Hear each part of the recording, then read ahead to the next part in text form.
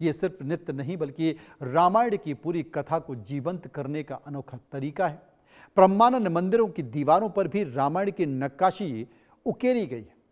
यही नक्काशी कलाकारों को प्रेरणा देती है। मंचन में रावण का पुतला जलाया जाता है, हनुमान लंका दहन का प्रदर्शन करते हैं और राम रावण का युद्ध दर्शकों के लिए रोमांचित कर देता है। संगीत, वेशभूषा और अभिनय का ये मेल देखकर लगता है कि मानो भारत जावा की भूमि पर उतर आया हो। यह परंपरा सदियों पुरानी है। 9वीं सदी में बने इस मंदिर में रामायण का प्रदर्शन मुस्लिम बहुल इंडोनेशिया में भी बिना किसी बाधा के हर कोई देखता है। सांप्रदायिक सौहार्द के तौर पर रामायण और महाभारत आधारित नृत्य नाटक रोजमर्रा की सांस्कृतिक गतिविधियों का इंडोनेशिया में हिस्सा है। जावानी और बालिनी कलाकार इन महाकाव्यों को अपनी स्थानीय शैली में ढालकर प्रस्तुत करते हैं, फिर भी मूल भावना बरकरार रहती है। यह मंचन सिर्फ पर्यटकों का आकर्षण नहीं है, बल्कि स्थानीय लोग इसे अपनी संस्कृति का हिस्सा मानते हैं। यहां पर मुस्लिम, हिंदू और बौद्ध के साथ साथ अन्य समुदाय भी एक साथ बैठकर रामायण का आनंद लेते हैं।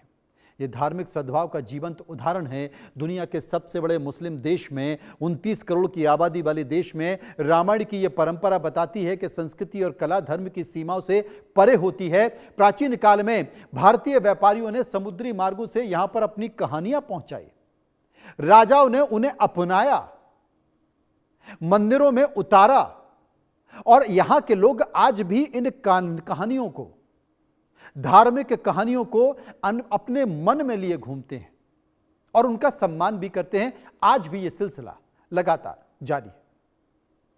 इंडोनेशियाई नौसेना का आधिकारिक जो आदर्श वाक्य है, जो कि संस्कृत में है, उसे क्या कहते हैं? जलेश्वर जयामहे, अर्थात जल में हम विजयी होते हैं। यह उनका नारा है।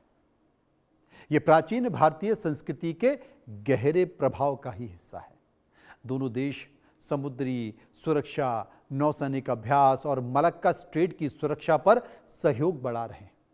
सबांगा पोर्ट भारत के लिए एक रणनीतिक महत्व रहता है। इसलिए देश के प्रधानमंत्री नरेंद्र मोदी जब इंडोनेशिया के राष्ट्रपति प्रधानमंत्री से मुलाकात करेंगे तो वहां पर इस बात का भी जिक्र होंगे, द्विपक्षीय संबंधों पर चर्चा होगी। इसलिए यह काफी महत्वपूर्ण माना जा रहा है। प्रधानमंत्री मोदी इसके पहले 2 बार इंडोनेशिया जा चुके हैं। पहला दौरा आपको याद होगा 2018 में हुआ था। इस दौरान दोनों देशों ने संबंधों को कॉम्प्रिहेंसिव स्ट्रेटेजिक पार्टनरशिप का दर्जा दिया। रक्षा, समुद्री सुरक्षा, आतंकवाद विरोधी सहयोग, व्यापार, डिजिटल अर्थव्यवस्था, विज्ञान प्रौद्योगिकी और कनेक्टिविटी समेत 15 से ज्यादा समझौतों पर सहमति बनी। और इसी यात्रा में दोनों देशों ने साझा समुद्री दृष्टिकोण को भी आगे बढ़ाने का काम किया। इसके बाद मोदी सितंबर 2023 में जकार्ता में आयोजित 20वें आसियान भारत और 18वें ईस्ट एशिया समिट में शामिल होने इंडोनेशिया पहुंचे। मोदी का पीएम रहते यह तीसरा दौरा है। इसमें राष्ट्रपति सुबियांतो के साथ द्विपक्षीय बैठक में करीब 2,500 करोड़ रुपए की BrahMos supersonic cruise missile deal पर भी मोहर लगने की संभावना जताई जा रही है। BrahMos supersonic cruise missile system की संभावित डील इस यात्रा का सबसे महत्वपूर्ण एजेंडा भी है। अगर समझौते पर मोहर लगती है तो फिलीपींस के बाद इंडोनेशिया ब्रह्मोस मिसाइल खरीदने वाला दूसरा विदेशी ग्राहक बन सकता है। यह सौदा भारत के रक्षा निर्यात को बढ़ावा देने के लिए इंडोनेशिया की तटीय और समुद्री सुरक्षा क्षमता को भी मजबूत करेगा। ब्रह्मोस मिसाइल का विकास भारत के डीआरडीओ और रूस की एनपीओ के संयुक्त उपक्रम का हिस्सा है। यह दुनिया की सबसे तेज ऑपरेशन सुपरसोनिक क्रूज मिसाइल में गिनी जाती है और तमाम सारी बातों के बीच दुनिया में इसकी डिमांड भी बढ़ती जा रही है। फिलहाल इस कार्यक्रम में इतना ही। बाकी खबरों के लिए आप चलते रहिए इंडिया न्यूज के साथ। नमस्कार।